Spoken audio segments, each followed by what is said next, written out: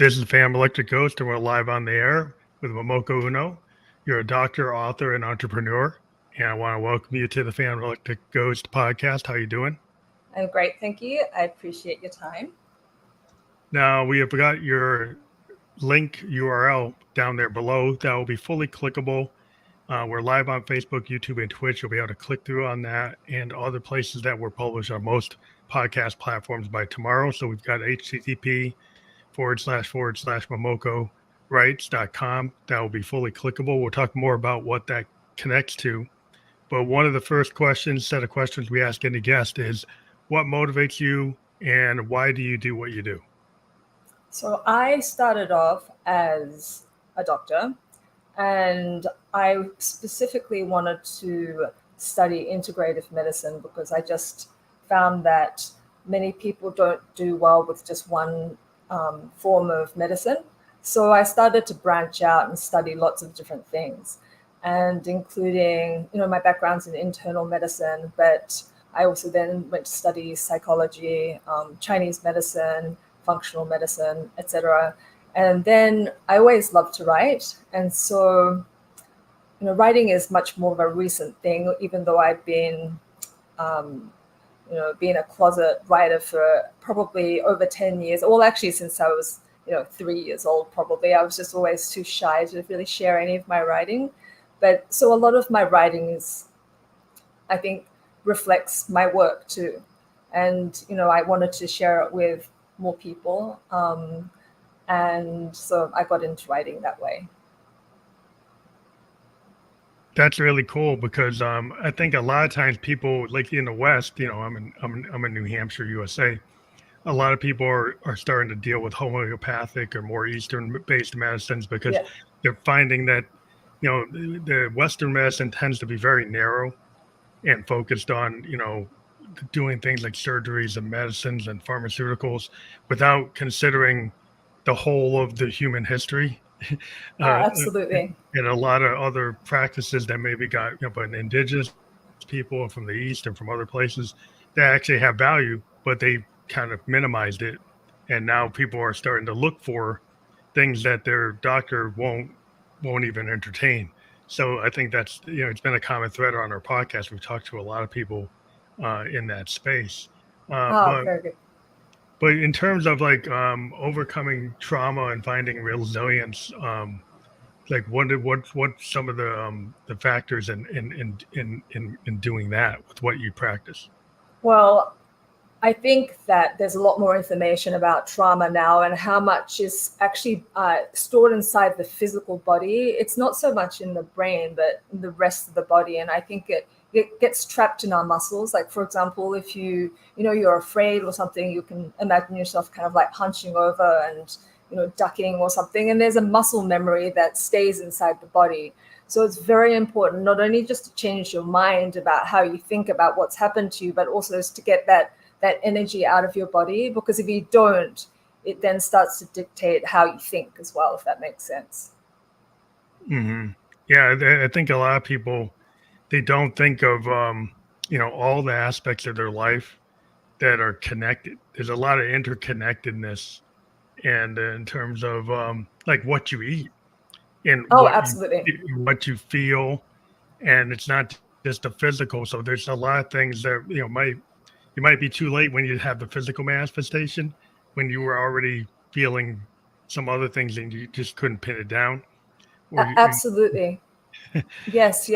Like a lot of people, there are a lot of people love coffee, right? And sometimes I'll get a patient who says that they're drinking 10 cups of coffee a day and they're wondering why they're feeling so anxious and can't sleep. And I always try to be quite gentle about the way that I give them that feedback that might be somehow contributing to their anxiety or inability to sleep. But that's a very specific example. Yeah, the interconnectedness of life is like a lot of people, like words. Oh, words don't matter, and then they're hung up on triggers that come from words. So absolutely. People, they'll say, well, words don't matter, but it seems like that's what your thoughts are all day from getting triggered, and you don't understand your triggers. And so, there's a lot of holistic concepts that a lot of times, being an artist, I try to think of things from more holistic perspective because it's not always just coming from logic. A lot of times things come from like, the ether or the muse or the universe. And so I'm more willing to entertain that, like Absolutely. as an Artists, artist. yes, artists are so much more receptive, I think, to the universe, emotional energy, connected with other people often, can read people better, the energy of a room, for example. If you get Yeah. a bad vibe in a room, you usually pick up on that. There's I think, a high level of sensitivity. Yeah, it goes into like energy. There's a lot of people talk about like, light healing and different types of, things that are more vibrational because, Yes, we're full of electricity, absolutely. and, in terms of music, I'm a synthesist. And so I deal with like waveforms, and I Yes. understand that certain waveforms trigger certain responses because as a musician, I can see it. Oh, Like if I absolutely. have certain rhythmic waveforms, I can get people to be dancing. I could get people to be kind of, in a grunge concert, they're banging around like, you can change like the mood of the whole crowd through frequencies and vibrations. And as a Absolutely. musician, you Yes. can see immediate results. But as a speaker, you can too, because if you learn that your voice is an instrument, Yes. so if you learn how to talk in a calming way, then you're probably going to have a calming influence. If you're very aggressive and you're very like have an attack type of pattern and it's very loud, it's like you can trigger different behaviors by the way you modulate your voice. Oh, In the same way absolutely. that a singer can, have a romantic move or any kind of, so just having the connectedness is like, oh, your actions actually can affect and your non-actions affect, and the vibes there, and you can read it. You can, should you read the room or should you just go off the script? Like if you're giving a speech and it's dying, and it's like, well, maybe you shouldn't go by the script. Maybe you should like read what's going on in that time. Absolutely. And sometimes it's hard to know exactly how you're communicating with your energy. I get that feedback from my children quite a lot. They don't like the tone that I'm using, even though I think I'm being lovely, you know? Yeah, it's hard to Yeah. judge. There's a Yeah. lot Oh, of our things yes. like artists, we Yeah. can't judge our own work. No, no, no. It's hard. It's hard. We have to have other people like say, "Well, Yes. that's good," because we probably it's like, "Oh, I don't think it's good." So like one of the concepts I maybe want to dive into is like in terms of a holistic concepts. Maybe you can kind of give us like some backgrounds or maybe top concepts or Of ideas. holistic healing, you mean? Is that right? Yeah, yeah. Well, so holistic means the whole. So that includes not just the body, but the mind, the emotions, and then the spirit. Of course, not everybody is open to spirituality, or so that's always a little bit tricky when working with somebody who considers themselves an atheist. But I think most people have the understanding that their energy, at least, will affect other people. So we can just kind of, I can see it from that perspective, or maybe their super ego, their most evolved part of who they are, their consciousness. So I try to work on all of those because I just said all those different levels are kind of interconnected, much like ice, water, and steam is. They're just different states of the same Mm-hmm. thing. Yes, So of the same element. yeah. So I try to work at it from that perspective because if it's affecting your body, it's probably affecting your spirit too, and vice versa. So I try to address things on all the different levels to affect positive change for patients. Some folks might have a hard time with the kind of inner work that has to get done They because there's so do. many people are looking for like the magic pill Yes. or the 10 steps that's going to be, oh, then I'm done. Yeah. And what I've found is a lot of times things are like you have to have like daily practices or things that you make part of your life to maintain. Like Absolutely. if you're an addict, you're probably gonna be an addict your whole life, and you have to maintain. Yes. Yes. And Yeah, and if you don't maintain it, you're gonna slip. So it's not easy. Just like life isn't easy, but I think a lot of people are looking for the quick fix. agreed. And you kind of have to think of it as a medication that you need to take for long term. Like, for example, if you have like blood pressure issues, right? Taking one pill once in your life, it's probably not going to help you a whole lot. You know, it's one of those things that you have to maintain every single day. It's kind of like the same with your emotional and mental health. You have to, you know, there's that saying, I don't eat junk food, I don't think junk thoughts. And so you kind of have to work on yourself, like making sure that you don't think junk thoughts. That's really hard. That's much harder than remembering to take a pill or, you know, eating vegetables or something. Because, you know, the pessimism can come in, and then a lot of times people have like imposter syndrome and they don't feel they're good enough. And so they've got these kind of, you know, doubting ideas that just keep on creeping into their head. Yes. Like if you're there and you're worried and you're so anxious, like, oh, I'm not going to get it right. Well, then you're probably not going to get it right if you keep on thinking you're going to fail. And it's not ostentatious or, you know, sometimes people look at people like, well, how can they be so arrogant? It's not necessarily that they're arrogant. They just believe in themselves. That they're not, I guess they're confident in their capabilities. Not that you don't know that you have more to learn. But you have to at least have a baseline to be able to function.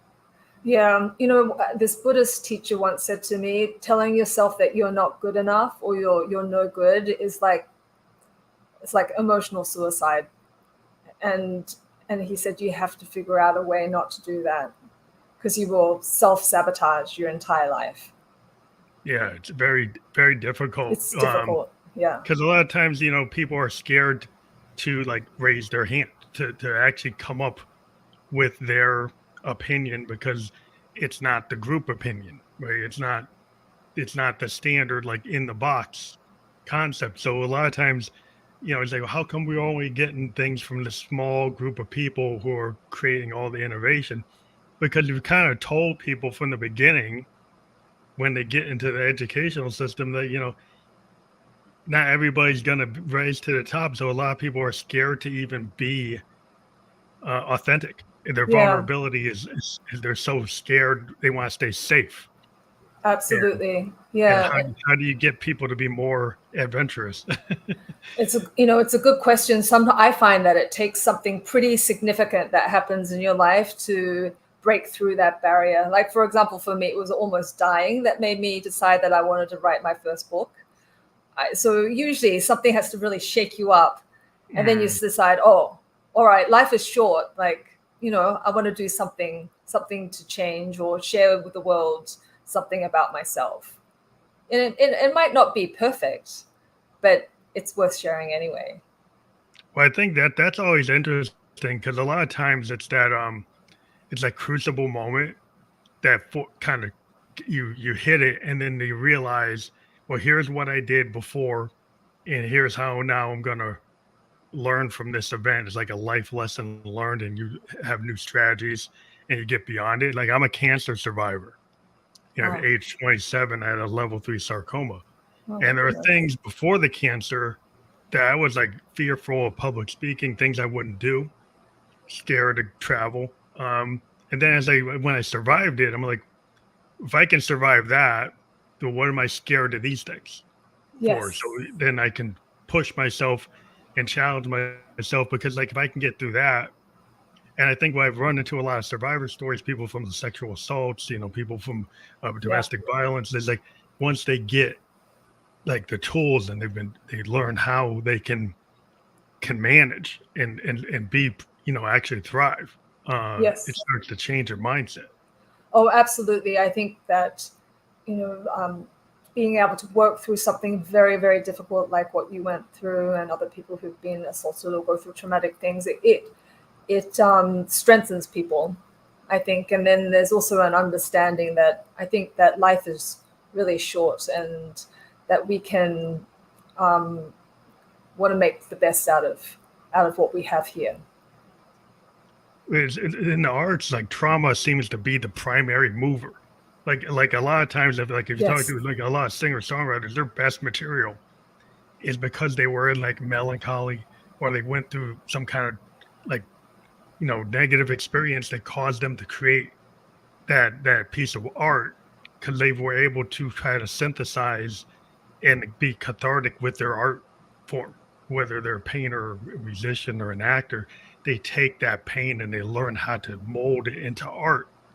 And Absolutely. and a Yes. lot of people don't know how to do that. Like creatives know how to do it, but you don't have to be a creative to learn how to do that. You can find other paths for that kind of energy. Yes, agreed. And I think this is where people start to either shut down or find some kind of creative process to move beyond their challenging experiences. And it's not that, we would forget necessarily what happened. That's not really the point, but to be able to flow through or coexist with whatever traumatic experience that we've been through. Yeah, you process. So you can kind Yeah. of process the pain and you turn it into this piece of work where you actually like work through it because you're actively are like the looking glass. A lot of the poets or the Victorian poets talked about the looking glass self. And then we kind of would be like, you're going to look in the mirror, you're going to self-examine, and then you're going to write poetry about that. You're going to write art about that. You're going to Yes. process it and then get through it. Not that you forget it or totally leave it behind because it's part of you, Yes. but you learned to use it to get to the next point in your life. Absolutely. And I don't think that, stories that are just fun, positive, happy, it's not that interesting anyway. Yeah.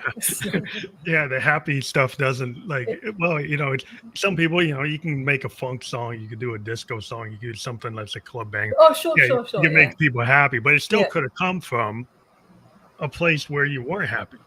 And that's the trick. Is like a lot of times artists is like they get into that coming from a different place. And then they Yes. work through it and it becomes like joyful, but it might Sure, not have sure. started that way. So it still ends up being the impetus. I think so. I think also to understand joy and happiness, you need the contrast of the pain to really appreciate it, in my opinion. Yeah, it's definitely there's a lot of paths. So what kind of paths do you or I guess strategies or things that people can do to overcome trauma? Like I've been talking about like art therapy, but from your perspective, what are other ways of doing that?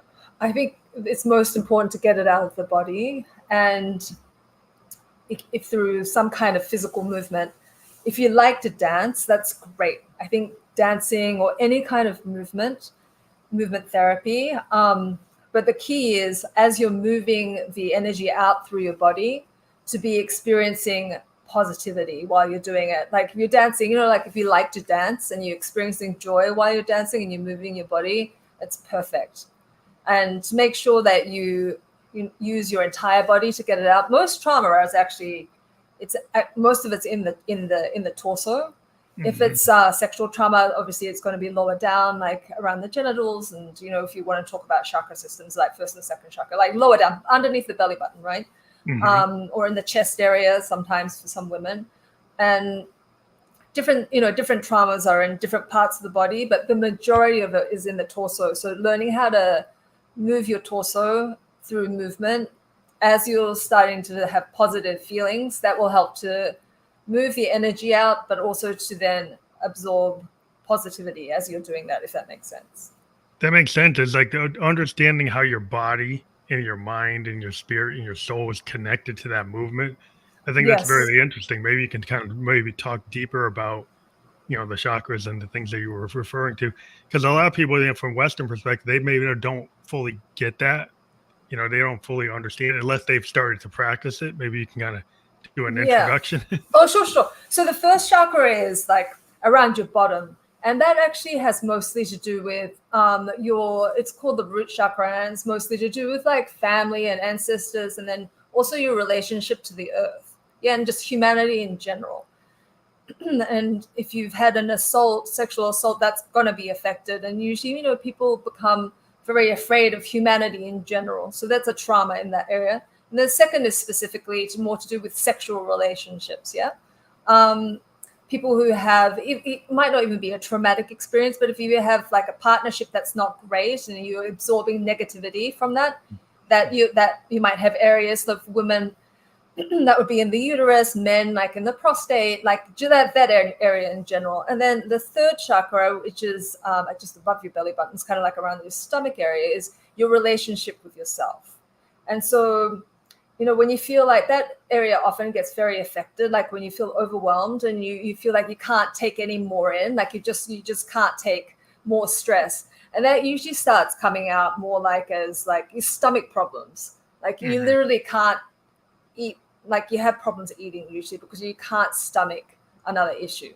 So that's very much to do with the third chakra. And the fourth is your chest, it's your heart, and it's your ability to have compassion, love for yourself, and then for others. And then the next chakra is the throat chakra, which is to do with self-expression mostly. So that's also going to be around your thyroid and your voice box. So if you're constantly having problems around your throat, you want to ask yourself, am I holding back speaking my truth? Because that's often, to do with, your throat chakra. And then moving up to the sixth chakra, that's to do with intuition, clarity of mind. So if you have challenges with, if you have trauma, this one gets affected easily because you have a tendency of constantly seeing your past trauma and it gets projected into the future, into other people or into the future. So it's very, very important to work on that if you've had trauma. And then the last one, the seventh, or the crown chakra, is to your relationship with, the universe, God, whatever you like to call it, the spirit world. There's a lot of integration, it seems, between like all the points in your body. Yeah, it's a continuation, like a rainbow. Like you start off at the first as a red, and then you go up to violet. Correct. And then the number 7, and there's a lot of mythology about 7, but there seems to be a lot of universal kind of connectedness, or the kind of stuff that people who are more, I don't know, they're in tune with like the universe. Yes. Are more likely to not poo-poo that and actually believe it, rather than someone who says, oh, well, I'm just left, right brain. I'm like only going to be only logic brain. So I can't buy that. And then they get caught up in these things, but they don't want to move out of their discomfort or out of their situation because they're not willing to like entertain, expansion of the mind and the body and the soul and the spirit. Yes. You pretend to be kind of very limited, limited belief systems. Absolutely. And that, that kind of, would that be left brain, the person who's very, very rational? I've forgotten which I'm getting confused. But yeah, it's important to have like a mix, I think, a balance of the left and the right, the creative as well as the logical. And when you have a more balanced, then I think you tend to be a little bit more open, rather than just kind of skewing off to one side. And then it's kind of harder to ascend and have some kind of, I think, higher connection if you're way too just creative without logic, or just too logical without the create. You know what I mean? Yeah, there's a balance. There's like there's a balance. Being able to be like in harmony, like in music, we have concepts like dissonance and noise and discordance and then harmony. Now, in a song, you could have parts of that song are discordant. They got parts of it that are noise, parts of it are like dissonant. But really, what's going to bring people in is the harmony part, the melody part, the part that like, oh, I can connect to that. Oh, you can feel that. But you can use all those forms, and it's a matter of like balance. And certain forms might be more discordant, like punk music is very dissonant and discordant. You might not be able to stay in that without causing a lot of like discordance in your own life. Like if you sometimes you can only be in some forms for a certain period, or maybe you feel that moment, but you probably don't want to live in that moment for your whole life. Correct. At least I wouldn't want to. Maybe some people enjoy it. I don't know. But yeah, it just seems like sometimes like you have to understand like balance, and like some people was like, well, I like the thing that's like that, but then it's like if it's too loud, it damages your ears. Like absolutely. Too negative, it'll cause like you to have negative thoughts. And so you might like it, but is it actually really good for you? So it's a matter of like, just because you like something doesn't mean it's like it's going to give you the proper balance. No, absolutely. It's kind of like I would love to eat McDonald's and pizza every single day. You know what I mean? Yeah. But is that necessarily balanced? No. I think we can pretty much all agree to that balance is very, very important. But the tricky thing is, I think sometimes balance doesn't feel great either. No. Well, It's sometimes you're, as an artist, if you're out of balance or you're in imbalance in the moment of creation, you're kind of in this kind of chaotic thing. That could be, it might not feel like very like a lot of harmony. It could be a lot of disharmony yes. in the creation process, and then you work through it, and then you get to harmony, or you get to satisfaction, where you get to the, so, oh, now I see the light. But it's Ah, like you're working through it. And so there's like, it's like an ocean wave. You could be on, really calm seas, and then to get to port, you might get through a storm, and then mm, you get to port. But that's the whole experience, is like, it's not going to all be calm ocean. Sometimes it's not. And sometimes you have to work through that. yes. Yes. So that's the hard part of life, is like, it's not always going to be that perfect balance, but maybe it's like learning your triggers and learning how to respond to the bad weather. Yeah, how do you respond to those waves? How do you navigate that tricky ocean? How do you deal with that? Absolutely. Yeah. I think, when we're younger, when we see that big wave coming in, there's often like a triggered panic reaction. And as we go through life and we've gone through some of those big tsunamis and realized that we didn't die, when you see another one coming through, you're like, I got this. Yeah, yeah. Yeah. It's like you learn, like the general. Like the general could be in a war, and they Yes. can see through the chaos. They can plan.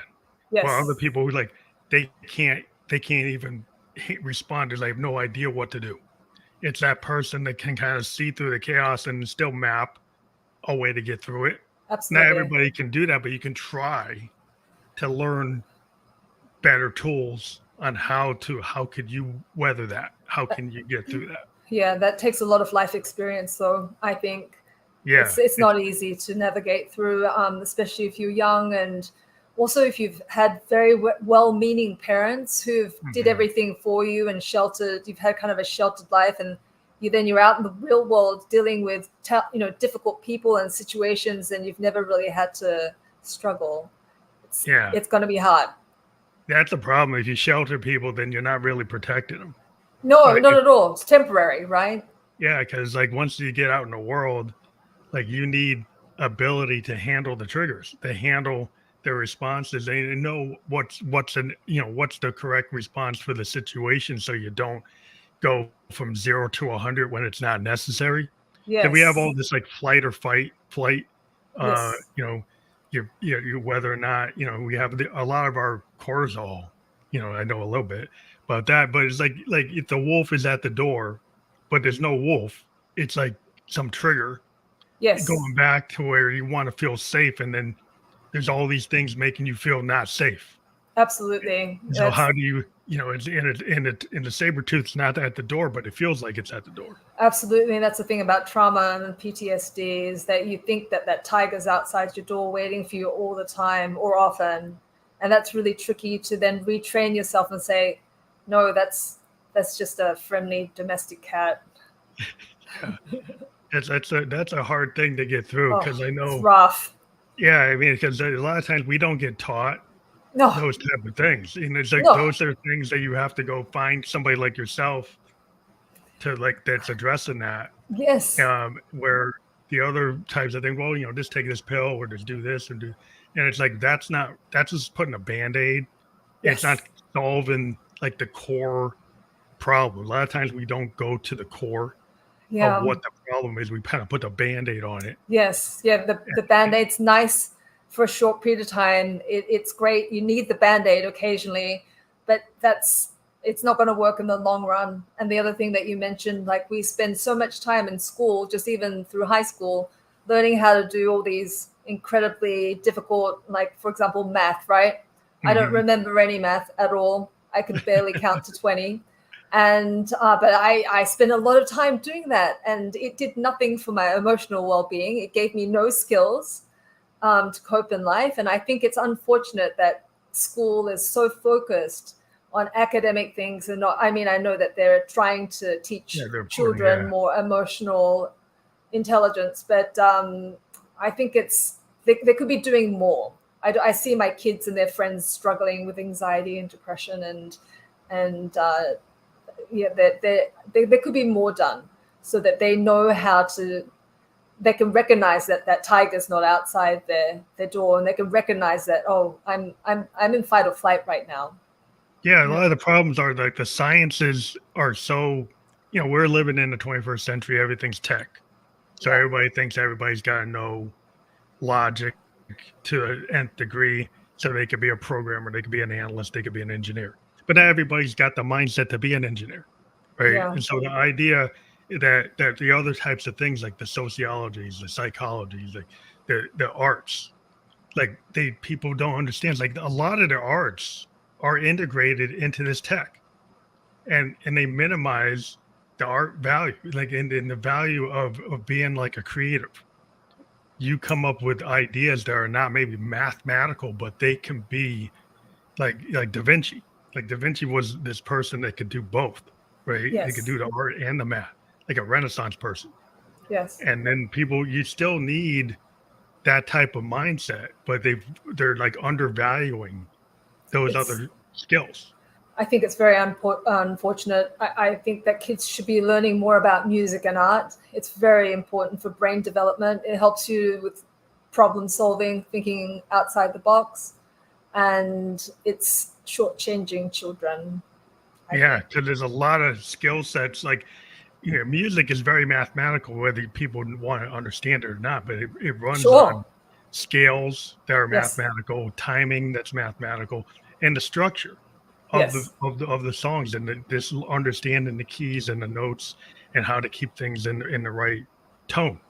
Once you and then the ability to have like team work, like everybody talk, with the soccer team, the football team, but if you're in an orchestra or a band, it's the same kind of teamwork, and it's like Yes. kind of intuitive teamwork. There was like a lot of nonverbal stuff that you Yes. learn how to actually work with people in a Absolutely. different way than a football player does.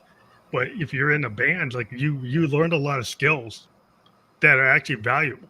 In terms of connection. You're actually connecting on a level that's a little higher because it's like all this, there's this the sound and the connection and the timing. You learn how to work in a different way that's more esoteric. And it's a really good skill set to have because then you start to pick up the vibes. Oh, absolutely. Of And other then people. when you do that, communication skills are like, the CEOs will tell you like, oh, communication's like really core. Then why aren't you teaching it? Yeah. It's like you spend all your time on math and you don't teach people how to communicate. Yeah, that's another thing that's also, I think, that schools could focus more as communication skills, and not just talking, but how to listen too, and Yeah, how listening. to listening is it's most people don't really listen. Well, it's an art, Oh my gosh, yes, because if you find like a lot of people, they're in this kind of game where they want to win, right? So when yes, they're in a conversation, they're thinking about the thing they want to say rather than listening to what you're saying in the moment. yes, So they really yes. don't hear anything you said. No, And they're also framing it with their perspective without trying to actually listen. And they don't actually come up with good questions because their questions tend to be like their own point of view without trying to say, what did you really mean by that? When do you ever ask that? People just assume what you meant and then get triggered and absolutely. don't dive into a real in-depth type of rapport. Did you actually get what I was saying? Yes. Yeah. So when I went to school to study psychology, we actually had to be trained how to listen. And we spent a lot of time learning how to listen. It's actually not that easy, believe it or not. And, in my practice, I spend a lot of time just trying to understand my patients. And if I don't understand them, I'll keep asking until I really understand.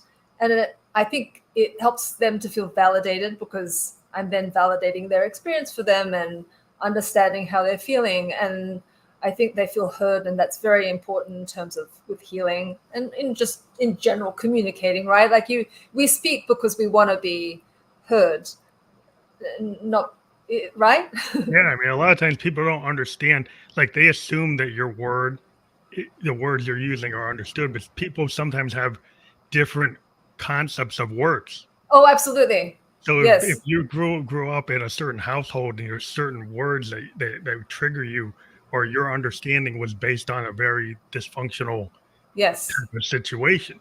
Yes. Your perception of that word or that phrase is different than what this other person just assumes. And if you never really ask them, like, what do you feel when you say this? What do Mm-hmm. you, can you give me an example? Can you tell me a story? People don't dive into it and try to fully understand what did somebody really mean when they said X. Yes.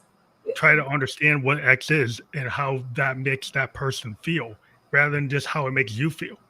Absolutely. And taking that time to ask that question. So what does this word mean to you? How do you use this word? What's your historical context of that word? Because different cultures use different words differently, right? It's Yeah. we're very much becoming so much of an international, global community, and I think we get into trouble because words don't often mean the same thing to other Yeah, it's people. totally. I ended up working in Tokyo for a couple of years, and I had interpreters and translators. And then what I learned is like, you know what? I'm going to use what are called like activity diagrams, which are like flowcharts, which were kind of like universally understood because they were really logical patterns. So if I was trying to describe a process instead of trying to put it into English and translate it to Japanese or Japanese back to English, I go on a whiteboard and use like recognized symbols that were understood in engineering. That no matter whether you knew Japanese or English, you Gotcha. understood the logic flow. And I was able to get better understanding by using the pictures, which is kind of like a typical human understanding goes back thousands of years that the pictures Yes. are actually going to Yes. represent something that's actually closer to what somebody can understand. Sure. Yeah, absolutely makes sense, and it's interesting because the Japanese language is the characters they're all about pictures too. Yeah, So in which I thought that that would make more sense to me. yeah, totally, absolutely. Because they're actually like it's like a pictogram. He's like they actually you look at river like Kawa is like Oh my it gosh, looks like a totally. river. It Yes, looks like a river, and it's like and so so if you actually do something that's logically taking a process from A to Z and yes, logically showing where it goes, yes, it's a diagram, and it was fully understood, and there was no debate. It's like what does that word mean? It's like no, this is a flow. It's going in to out, out to in. So if you can really dive into people's conversations and what they say and what they mean, it's super important. 'Cause I was a sociology major, and we looked wow. at the microcosm and the macrocosm. So the microcosm is kind of like individual, Yeah, like within a family, and then that family is in a neighborhood. Is in the neighborhood is part of the city, and then the yes, city's part of the state and is part of the country. And that gets into the macrocosm. But something from the macrocosm can affect the microcosm can affect the macrocosm. It's a two-way street. And so you can see the how behavior from like the anatomy of a riot to social revolutions and behavior at group levels and individual levels, and you start to understand why, like, how can somebody yells fire and people trample on each other, or people yes, go and do something like a riot, somebody throws a rock, and then other people get the permission structure to throw a rock, and you're like, wow, like you can really start to see group behavior, and then you can understand the consequences of what you do. absolutely. It's actually something that's it's quite scary. The like group consciousness of when people have one person has an angry response, and it just kind of it's almost like anger is infectious, right? It's like And an infection, yeah. It's like the yeah, body, and then people start to radiate the same frequency, and then yes, that frequency can be destructive. And you yes, can see it in patterns, and you can see social patterns throughout history where you have these very destructive events that are yeah, triggered by you know, these type of situations. And you yes, study these situations, and it's like, wow, well, what happened here? You start to, and it seems like people don't have the empathy or the willingness to go and see what happened before, and are there parallels to what's happening now. And yes. just don't just live in the moment. Don't, as an artist, we like to live in the moment. Sometimes you need to look at the totality of something, Oh, the holistic absolutely. nature, and then try to not just be in your narrow lane and only think within that narrow focus and not see the bigger picture. Absolutely. We're not like living in a vacuum with, you know, Yeah. a sterile environment. It's Yeah. There's not, a lot of doesn't things that are happen. just like global now. I mean, it's something you Yes. do can affect like the global structure of the planet. Yeah. And very quickly too now. Yeah, you're like, so it's Yeah. not just like, oh, I can just do this. Like maybe not. Maybe you can't just throw mercury in the water. And it's like it doesn't matter. It's like, yeah, it does matter. But it's like that mercury in the water you can do with your voice. Like if you don't realize what you're doing. Um, yes, it's. I think that a lot of people don't understand how much the way that they speak can impact other people, and it's something I hear about quite a lot. Like especially of somebody who has authority and Hmm. is talking to employees, like a boss, and their negativity, and how much it can really create negativity, and employees can just hate going to work. But It's just yeah, I mean, it's not miserable. very productive. It's like having this No. top-down dictatorial Yeah. approach is not going to be as empowering. Like if you have a workplace where you have a lot of people not scared to show their vulnerability, not scared to raise their hand, Yeah. not scared to actually give an idea out, Yes. and then you have these very productive environments.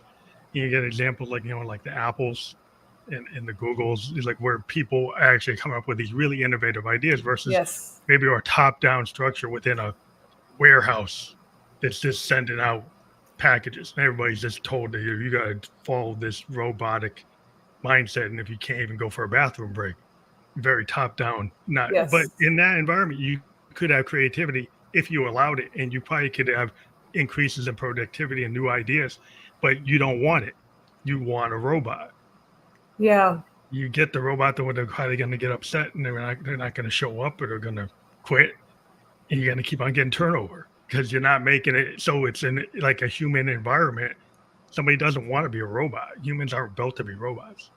No, that's something that you can only do, short term. It's very difficult to maintain those types of roles. Yeah, it's difficult when you don't actually encourage creativity. And some roles don't demand it, but there are places where you could have a level of innovation if you make people feel like they're involved. you know Yes, absolutely. Their opinion matters. Yeah. Yeah, you could be in a small bakery or a restaurant, and people feel like they can actually say something to the boss, and Yes. they feel like they can be involved and they have an ownership in the company. Then Yes. they'll be willing to say, hey, maybe we should try this, or maybe we should do that. They're not going to say anything if you don't treat them like they should be saying anything. If you feel like, well, they shouldn't say anything to me at all, well, that's what you're going to get. They're not going to talk to you. Yes. Absolutely. And to be, as a leader, to be open to listen to criticism, I think is so important, because you're ultimately going to become better at what you do. But a lot of bosses and leaders, they don't want to take any kind of negative feedback. It's And funny because they'll yeah, say they want it, but when you give it, then you end up being on the outs. yes, you get fired, right? Yeah, For because they'll tell everybody, yeah, our corporate policy is that we have. Then you try it and see what happens. If because they like to talk the talk. There's a lot of things that people are like, well, yeah, we like to do this. We subscribe to that, but then they really don't. And you're like, okay, well, you just if it's a name only, it's not real. People know that, and they will feel that. So you just can't write it down on the page and not make it a living, breathing policy. Just yes, creating a policy so you have it on paper is not good enough. no, you have to walk the talk, right? Yeah, yeah. It's like I see a lot of that in corporate world, but but that's either here or there. But maybe you could give maybe in closing, can we kind of get near the end? But are there some like maybe top 3 lessons learned over your practice and what you've been doing that the audience could really take uh, you know um, some lessons from that, from something you've learned or experienced yourself? I think that for me, you know, receiving negative feedback, criticism, in terms of as a writer, is probably the best thing that they're like gems, criticism, because that's how we get better. And I've been in so many different writing classes, and I've watched people not handle negative feedback very well. They'll shut down, they'll disappear, and I'll never see them again. Of course, giving criticism is learning how to do that is important, but Hmm.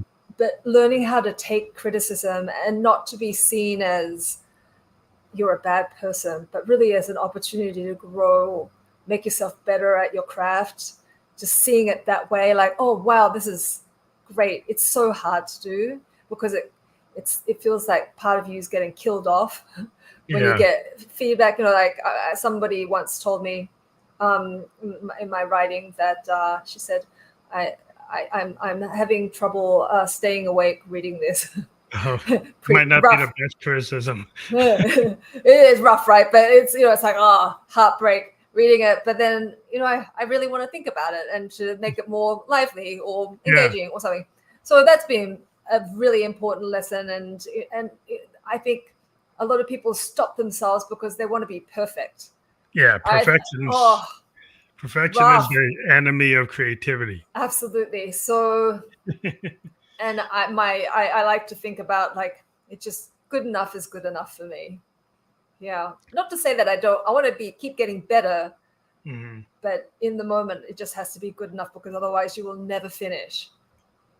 Well, in music we think about like bad notes or opportunities. Like if I hit the wrong note, if I'm with a group that's kind of evolved, the group will play off that note and actually use a note that goes with it. Oh, that's awesome. Instead of stopping and starting all over again. Right. So if you're a musician and you've been experienced and you hear the perceived bad note, you say, well, that's an opportunity to kind of take the song in a different direction, and I'll actually run in that key now, or I'll change the whole structure to go that way. And the person that's so into something being perfect, they'll stop the whole recording and start again. Yeah. Until you hit it exactly the way they want it written. And they lose the opportunity to evolve the piece. And a lot of times in music, it's like when you actually make that happy accident mistake, it actually makes better music. Yeah, when you're willing to accept it and go with it, a lot of good pieces of music are made that way. Yes, I can see that. Not that I know anything about music, but I appreciate the concept. Yeah, it's the same thing. You can talk about writing or acting. If you get a method actor and they go off the script, but because they felt like they actually learned the character, the director could go say, well, no, do it the way I wrote it. The screenwriters said, go, no, do it the way I wrote it. But if they're involved and say, hey, this actor actually got into this role and they got it. They got it better than what I wrote. Yes. And they actually can take it and you're willing to actually go with how they interpreted it. Yes, and, yes. That's the same thing happens a lot. And, it's like you said, if you get the red mark, like you have an English professor and they red mark your whole paper and you're like, oh, you just hate it. You hate it. It's like, we're like, oh man, I dread coming here because he's just going to red mark it. And I had a professor that instead of doing that, they had this really good way of actually talking through it and, sitting you in the office and talking you through it and showing you where you made your mistake, but not kind of using the red to show how stupid you are, right? When you feel like, oh, you could have said it like this. So it's kind of like how you do it. And not everybody has the ability to be that way. No. And so, but I felt like, well, I love that professor's technique. Maybe I should learn from that. Yes. If I ever give somebody advice, maybe I should try to do it like that. Absolutely. That's also an art to giving feedback. Not easy to do. Yeah, it's hard because your gut reactions, oh, you did it wrong. Like you're trying to train somebody. It's like, oh, what are you doing? It's like, don't you know how to do it? Didn't you read the manual? You're supposed to do it like ABC. It's like, there's before you do that, maybe you have to stop yourself and have some empathy. Yeah. But it's hard to do that. It is. It's very hard to do, especially as a professional person who has a lot of experience and you're coaching somebody who's a beginner. I think that learning how, depending on what level you are in your craft, that your feedback has to be a little bit different. Yeah. You got to know who's in the room. And like, you got somebody that doesn't know what you know, they're not going to have 20 years. No, so they're not going to know that what you know. So it's like understand where they are and go from that perspective. Exactly. So that's yeah. It's like the teacher that gets only 5% of the class to actually do well is not the best teacher. No.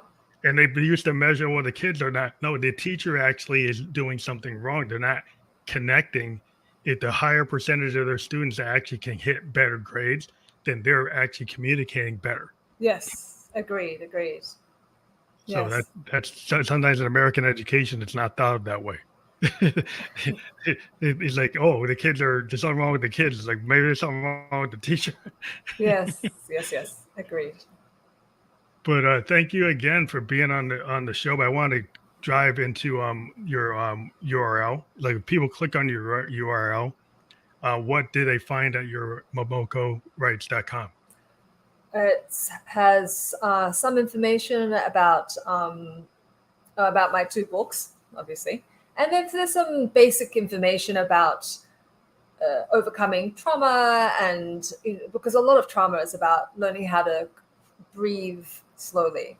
So there's some exercises that are very, very simple that people can read about. So, and I also have my professional, I shouldn't say professional, but my medical website, which is omniwellnessnyc.com, which is, bio, and it's a multidisciplinary wellness center. So that's all the, much more the medical information is on a different website. Okay, well that we do encourage everybody to click through because that will be clickable, and anything you want to dive into more, you'll be able to go into your books and check out everything that's on your website. We do encourage all the viewers and listeners that when they check out the descriptions of the podcast, they'll be able to click through on the URLs that our guests provide. But again, thank you for being on the podcast. Thank We do appreciate it. Thank you so much. Have a good day. Thank you, you or night, too. depending on where you are. Thanks.